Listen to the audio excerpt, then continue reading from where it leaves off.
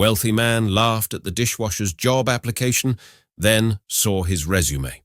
When billionaire hotel owner Richard Cranston saw the resume handed to him by a dishwasher during a staff lunch, he burst into laughter. A dishwasher applying for my executive program. You need more than elbow grease to get in. But when he read the second page, his smirk disappeared. What he saw next changed not only the dishwasher's life, but his own legacy. Terrell Bennett was 27, quiet, and always kept to himself.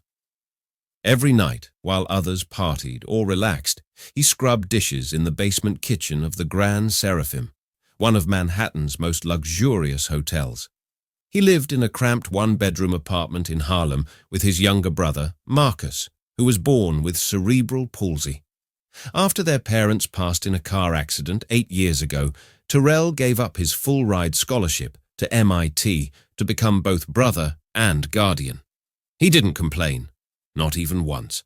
He worked nights and studied online courses during the day. Coding, machine learning, architecture, business.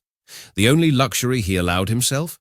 An old ThinkPad laptop and an internet connection fast enough to stream lectures. Every day during break, he sat in the hotel's staff cafeteria with his notepad, scribbling ideas. Most of his co-workers thought he was weird, or maybe just delusional. "Tyrell, man, just focus on getting promoted to line cook," one said with a laugh. "You always got your head in some cloud. This ain't Harvard." But Terrell had a plan, and it involved the one shot he never thought he'd get. Every year, Richard Cranston, billionaire, founder of Cranston Properties and owner of 62 hotels globally, offered something called the Legacy Leaders Initiative, a fast-track leadership program that groomed 3 future executives from within the company.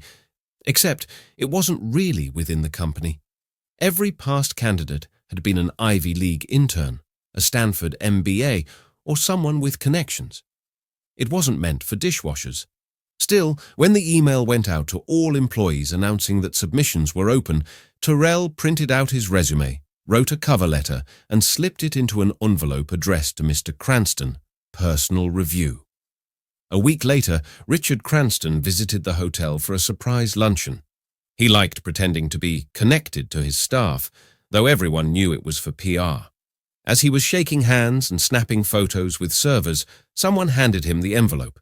He opened it without much thought and laughed so loudly the dining hall fell silent. "A dishwasher with a high school diploma thinks he can lead one of my brands," he said, waving the resume. Terrell, who had just walked into the cafeteria with his tray of leftover pasta, heard every word. He turned to leave, but something stopped Cranston. He looked back at the second page. Then his eyes narrowed. Tyrell's resume included a QR code to a digital portfolio. Cranston scanned it, still half smirking, until he saw what loaded. Prototype architectural designs of modular eco-hotels, detailed business models, code for an AI-powered guest service bot written from scratch, user data analytics reports for increasing direct bookings. A self-written thesis titled Affordable Luxury, Redesigning the Future of Hospitality. And at the bottom, Experience, Dishwashing, 7 years, Strategic Observation, 100+ floors of hotel operations, Special Talent, Making Silence Speak Louder Than Noise. Cranston's hands trembled slightly as he lowered the phone. "Find this man," he said. Later that night, Terrell received a call from HR. "Mr. Cranston would like to meet you. Tomorrow." He almost said no. When he walked into the suite the next day, Cranston stood by the window, arms crossed. "You wrote all this?" "Yes, sir." "No help?" "None." "Why didn't you apply anywhere else?" "I couldn't afford to leave my brother alone. He needs me." There was silence. Cranston sat down. "I misjudged you. People like me, we say we believe in merit. But when merit walks in wearing an apron, we laugh." He slid a contract across the table. "Welcome to the Legacy Leaders Initiative." Within 6 months, Terrell was outperforming every other candidate. While others repeated theories from case studies, he proposed sustainable, scalable changes, backed by numbers and hands-on knowledge. He didn't just lead, he listened. To janitors, bellboys, Receptionists.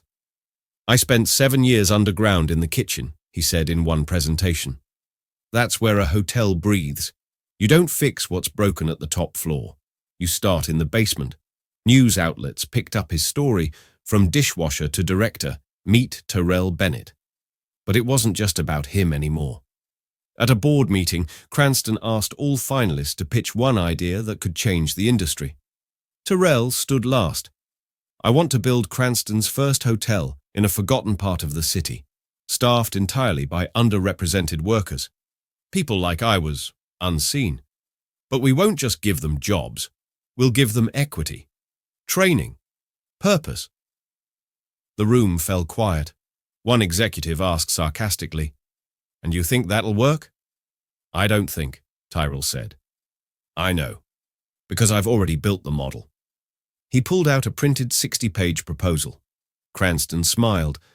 "Then we'll fund it." A year later, the new hotel opened in the Bronx. It had a solar-powered roof, recycled water systems, and rooms designed using Tyrell's modular blueprints. Most importantly, it had a staff of 200, many from foster care, shelters, or formerly incarcerated backgrounds. Tyrell was named executive director. Guests didn't just come for the comfort. They came to be part of something, to meet the man who had washed dishes with one hand and redesigned the future with the other. Years later, as Cranston stepped down from his empire, he made one final announcement. "I built hotels, but Tyrell built homes, for the heart, for the people. That's a legacy I never knew I wanted."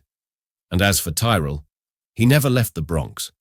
His brother Marcus now walked with help from advanced therapy, funded by Cranston's new medical foundation.